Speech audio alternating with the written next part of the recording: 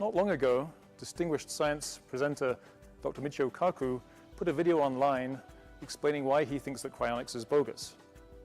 Now you'd expect that a man of that learning and knowledge and experience, if he talks about a subject like this, would have done his research and get things right.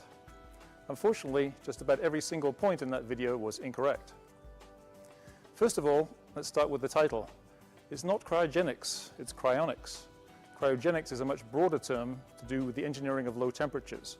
Cryonics is a specific term dealing with the low temperature preservation of human beings for possible future revival. The second point is that he kind of throws offhandedly the idea that this is something maybe for millionaires or multimillionaires. It's been the ambition of millionaires to have their heads frozen in liquid nitrogen, and at some point in the future, when we can cure many diseases like cancer and things, we'll simply revive them. In fact, the vast majority of members of our organization are not remotely that wealthy. I signed up myself when I was a poor graduate student, 22 years old, using the mechanism of life insurance, which is what most people use. A couple of dollars a day, that's well within the means of most people. Finally, it really is not true, and it's not fair to say, as Dr. Kaku does, that cryonics organizations advertise that they can help you live forever. So I'm not saying it's impossible. I'm just saying that those organizations that advertise that you can live forever this way may be misleading the public, because when the body is thawed out, what you have is dead tissue. We don't talk about forever, and I challenge him to point to anywhere on our website where we say that. What we're doing with cryonics is essentially extending emergency medicine.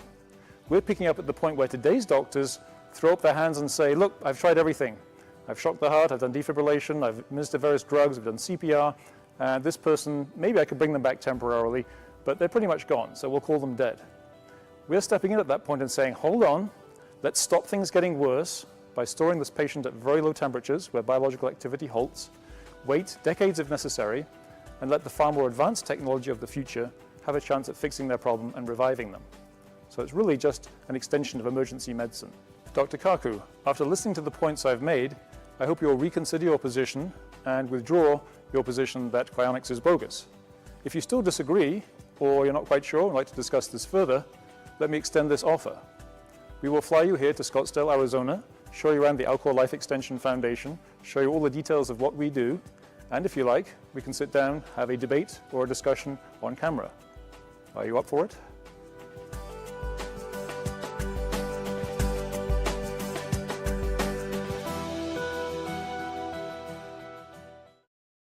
Now you might think, I don't have $80,000 or $200,000 sitting around, but nor did I when I signed up. I signed up as a student in England, quite poor.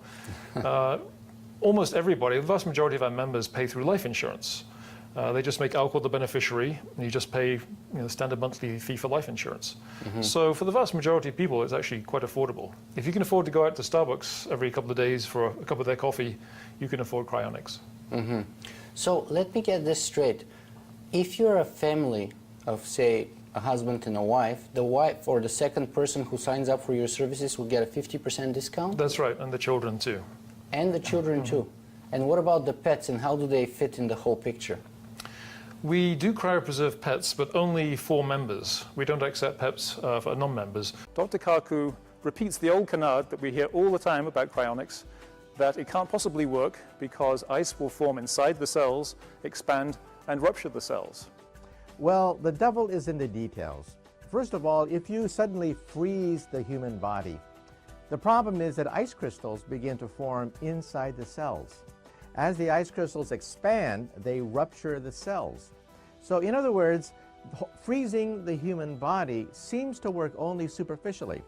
But if you look at the human tissue under a microscope, you find massive tearing and disruption of cell walls. Now, that's really not what happens. First of all, cells are not bottles, they're more like bags, and they can expand. But in fact, when we reduce temperature, ice does expand, but only by about 9% in volume, or about 3% in length. That's pretty much biologically insignificant. Now, rather than ice forming inside the cells and expanding greatly, what actually happens is the cells will dehydrate. Water leaves the cells, and ice forms between the cells. So it's true that there will be some ice formation and damage from that to the cells, but it's not from expansion from within.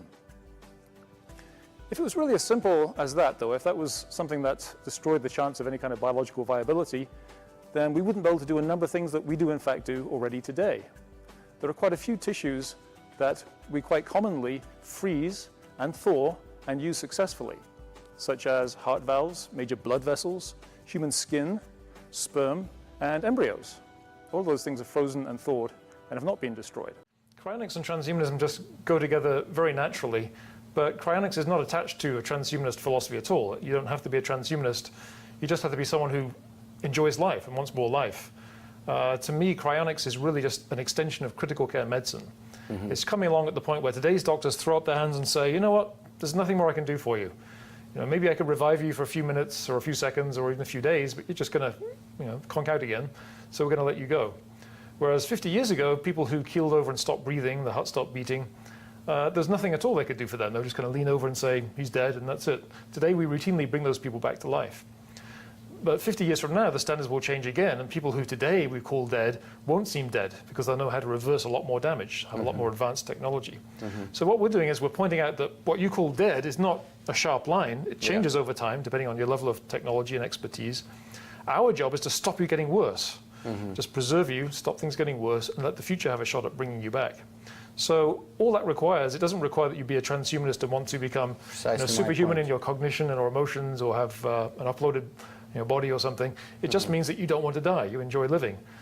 Why would you not do that? If you'd have open heart surgery or experimental cancer treatment, why wouldn't you do cryonics?